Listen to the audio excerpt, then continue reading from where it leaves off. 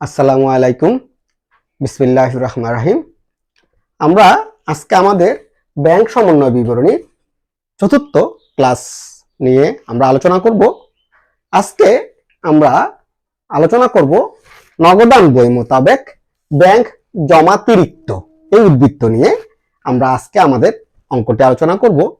শিক্ষার্থীরা, আমরা এতদিন আলোচনা করেছিলাম নগদান বই মোতাবেক ব্যাংক জমা, নগদান বই মোতাবেক ব্যাংক জমা এই উদ্বৃত্ত নিয়ে আমরা আলোচনা করেছিলাম। আমরা আজকে আলোচনা করব নগদান বই মোতাবেক ব্যাংক জমাতিরিক্ত এই উদ্বৃত্ত নিয়ে আমরা আমাদের আজকের ব্যাংক সমন্বয় বিবরণী অঙ্কটি আলোচনা করব। তোমাদের বোঝার সুবিধার জন্য আমরা গত ক্লাসে Rajshahi board, Comilla board, Chittagong board, Barisal board 2018 সালে যে অঙ্কটি এসেছিল সে অঙ্কটি আমরা নগদান বই মোতাবেক ব্যাংক জমা এই উদ্বৃত্ত নিয়ে আলোচনা করেছিলাম।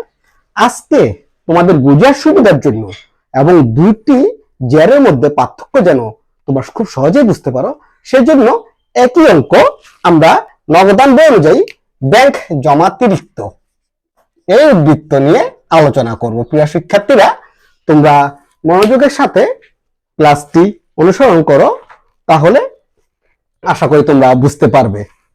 তার আমরা আমাদের ক্লাস শুরু করি। খেয়াল করো, নগদান বই অনুযায়ী ব্যাংক জমাতিরিক্ত। তাহলে আমরা লিখলাম নগদান বই অনুযায়ী ব্যাংক জমাতিরিক্ত 50,000 টাকা। তাহলে এখানে যে জেডটি আছে আমরা সেটি লিখেছি। এবার আমরা আমাদের ওই সহজ টেকনিক, এই টেকনিকে যাব। শিক্ষার্থীরা, তোমরা যখন দেখবে নগদান বই মোতাবেক ব্যাংক জমাতিরিক্ত দেখবে, তখন তোমরা মনে করবে তোমরা তোমাদের যে ব্যাংকের যে পাস বই আছে সেই বইটি তোমাদের কাছে আছে, অর্থাৎ তোমরা পাস বইয়ে এন্ট্রিগুলো লিখবে এবং তোমাদের পাস বইয়ে লেখার উদ্দেশ্য হচ্ছে নগদান বইয়ের জেরের সমান করা। তাহলে আমাদের কাছে আজকে আছে নগদান বই অনুযায়ী ব্যাংক জমাতিরিক্ত। তাহলে আমাদের আজকের অঙ্কের উদ্দেশ্য হবে নগদান বইয়ের সমান করা। তাহলে সেই উদ্দেশ্যে আমরা পরবর্তী এন্ট্রিগুলো পড়ি। খেয়াল করো, 15,000 টাকার ইস্যুকৃত একটি চেক পরিশোধের জন্য ব্যাংকে উপস্থাপিত হয়নি। ইস্যুকৃত চেক, শিক্ষার্থীরা আমরা গত ক্লাসে বলেছিলাম, আমরা আলোচনা করেছিলাম ইস্যু করা মানে প্রদান করা, চেক ইস্যু করা। তাহলে চেক বই কার কাছে থাকে? আমানতকারী, ব্যাংকের আমানতকারীর কাছে চেক বই থাকে। তাহলে আমানতকারী চেক ইস্যু করেছে, অর্থাৎ আমানতকারী অর্থাৎ নগদের লোক তার নগদান বই থেকে 15,000 টাকা বিয়োগ করেছে। প্রিয় শিক্ষার্থীরা, এই এন্ট্রিটা অন্তর্ভুক্ত করার ক্ষেত্রে আমরা মনে রাখবো যে আমরা এখন হচ্ছে ব্যাংকের লোক, আমরা হচ্ছে এখন ব্যাংকের লোক। তাহলে আমরা যেহেতু ব্যাংকের লোক, আমাদের উদ্দেশ্য হচ্ছে নগদান বইয়ের সমান করা। তাহলে আজকে থেকে আমাদের নিয়ম কি হবে? নগদান বই যদি কোন এন্ট্রি যোগ হয়, তাহলে আমরা ব্যাংকের বই অর্থাৎ পাস বই যোগ করব। যদি নগদান বইয়ে বিয়োগ হয়, তাহলে আমরাও বিয়োগ করব।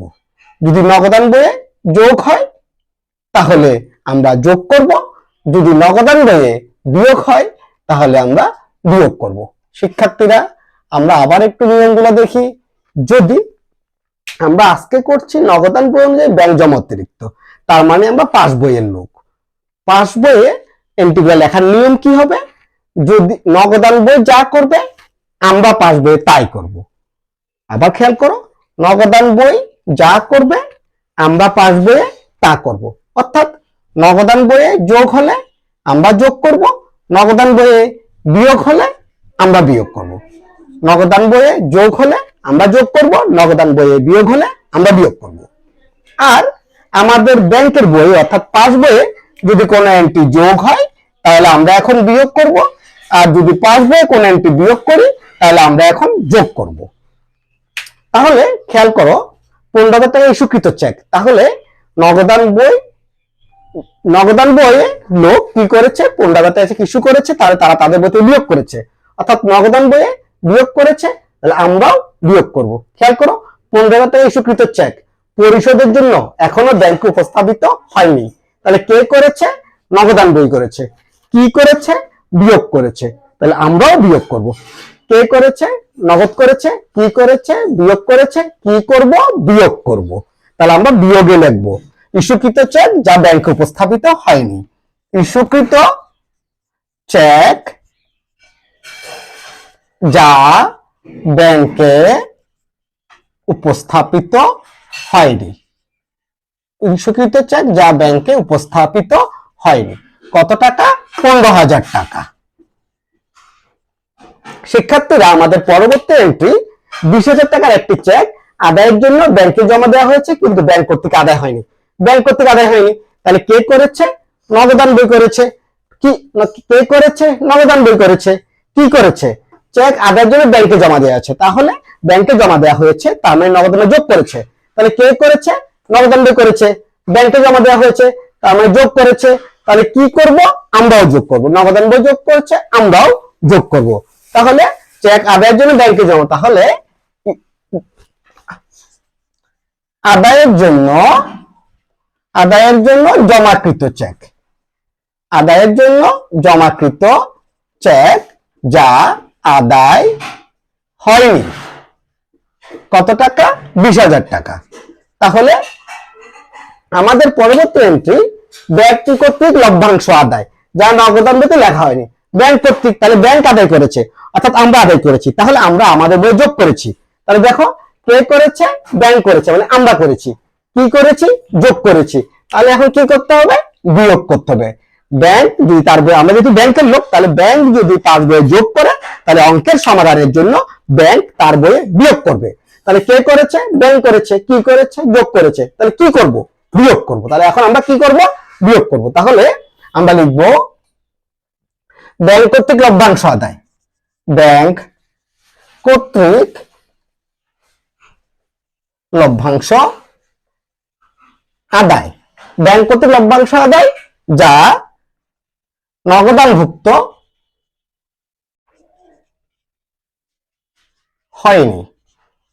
কত টাকা? 5,000 টাকা। প্রিয় শিক্ষার্থীরা, আমাদের পরবর্তী এন্ট্রি ব্যাংক কর্তৃক পদ হিসাবে 10,000 টাকা পরিশোধ। তাহলে কে করেছে? ব্যাংক কর্তৃক। ব্যাংক করেছে। কি করেছে? পরিশোধ, তার মানে বিয়োগ করেছে। তাহলে কে করেছে? ব্যাংক করেছে। কি করেছে? বিয়োগ করেছে। কি করব? যোগ করব। তাহলে আমরা এই এন্ট্রিটি পদীয়, তাহলে আমরা এই এন্ট্রিটি যোগ করব। ব্যাংক কর্তৃক যোগে আমরা লিখব ব্যাংক কর্তৃক পদ হিসাবে অর্থ পরিশোধ যা নগদানভুক্ত হয়নি। ব্যাংক কর্তৃক পদ হিসাবকে পরিশোধ যা নগদান ভুক্ত হয়নি, যা নগদানভুক্ত হয়নি। কত টাকা? 10,000 টাকা। পরবর্তী এন্ট্রি ব্যাংক কর্তৃক প্রাপ্য হিসাবে 2,500 টাকা সরাসরি আদায়। তাহলে কে করেছে? লেখা আছে ব্যাংক কর্তৃক। তাহলে কে করেছে? ব্যাংক করেছে। আদায় করেছে, তার মানে যোগ করেছে। তাহলে কে করেছে? ব্যাংক করেছে। কি করেছে? যোগ করেছে। কি করব? বিয়োগ করব। তাহলে ব্যাংক কর্তৃক প্রাপ্য হিসাবে 2,500 টাকা সরাসরি আদায় যা নগদান বইতে লেখা হয়নি, এটি বিয়োগে বসবে। তাহলে আমার 3 নম্বর এন্ট্রি ব্যাংক কর্তৃক প্রাপ্য হিসাব, ব্যাংক কর্তৃক প্রাপ্য হিসাব হতে আদায়, প্রাপ্য হিসাব হতে আদায় যা নগদান ভুক্ত হয়নি, যা নগদান ভুক্ত হয়নি। 2,500 টাকা। পরবর্তী এন্ট্রি ব্যাংক কর্তৃক ধার্যকৃত চার্জ। তাহলে কে করেছে? ব্যাংক করেছে। কি করেছে? ধার্যকৃত চার্জ, তার মানে বিয়োগ করেছে। তাহলে কে করেছে? ব্যাংক করেছে। কি করেছে? বিয়োগ করেছে। কি করব? তাহলে যোগ করব। ব্যাংক বিয়োগ করেছে, তাহলে আমরা এখন যোগ করব। তাহলে আমরা যোগে লিখব ব্যাংক কর্তৃক ধার্যকৃত চার্জ। ব্যাংক কর্তৃক ধার্যকৃত চার্জ যা নগদান ভুক্ত হয়নি। কত টাকা? টাকা। তাহলে আমরা আমাদের এন্ট্রিগুলো থেকে দেখে দেখে তুলে নিয়েছি। আমরা এখন যোগ বিয়োগ করব। 20,000 যোগ 10,000 যোগ 5,000, তাহলে হচ্ছে 30,500। 20, 10, 30 আর 500, 30,500। 50,000 সাথে 30,500 যোগ হবে। তাহলে 30,500 যোগ হলে, 50,000 সাথে 30,500 যোগ হলে আমরা লিখবো 80,500। 50,000 যোগ 30,500, তাহলে হচ্ছে 80,500। এবার বিয়োগের তিনটা এন্ট্রি যোগ করব আমরা। 15,000 যোগ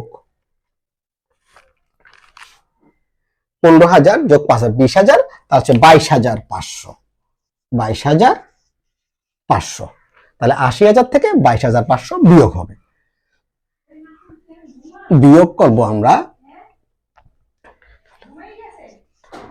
58,000 টাকা। তাহলে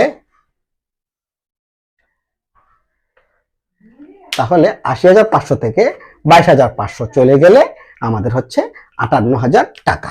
তাহলে এই 58,000 টাকার নাম হবে, এখানে ছিল নগদান বই মোতাবেক ব্যাংক জমা অতিরিক্ত, তাই নগদের জায়গায় আমরা শুধু পাস বই মোতাবেক লিখে দিলেই হয়ে যাবে। পাস বই মোতাবেক ব্যাংক জমাতিরিক্ত। পাস বই মোতাবেক ব্যাংক জমাতিরিক্ত। তাহলে আমরা আজকে আমাদের গত ক্লাসে যে অঙ্কটিতে জের ছিল নগদান বই অনুযায়ী ব্যাংক জমা, আমরা গত ক্লাসে এই জের দিয়ে সমাধান করেছিলাম। ওই একই অঙ্ক আমরা আজকে নগদান বই অনুযায়ী ব্যাংক জমাতিরিক্ত এই জের দিয়ে সমাধান করলাম, যাতে শিক্ষার্থীরা তোমরা খুব সুন্দরভাবে অঙ্কটি বুঝতে পারো। সেই জন্য একই জের দিয়ে একই প্রশ্নের দুটি জের দিয়ে অঙ্কটি করে দিয়েছি, যাতে তোমরা পার্থক্যগুলো বুঝতে পারো। আশা করি এই অঙ্কটি তোমাদের ব্যাংক সমন্বয় বিবরণীকে আরো সহজ করে শিখতে পারবে তোমরা আজকের আলোচনা থেকে। সেই পর্যন্ত সবাইকে ধন্যবাদ। আসসালামু আলাইকুম।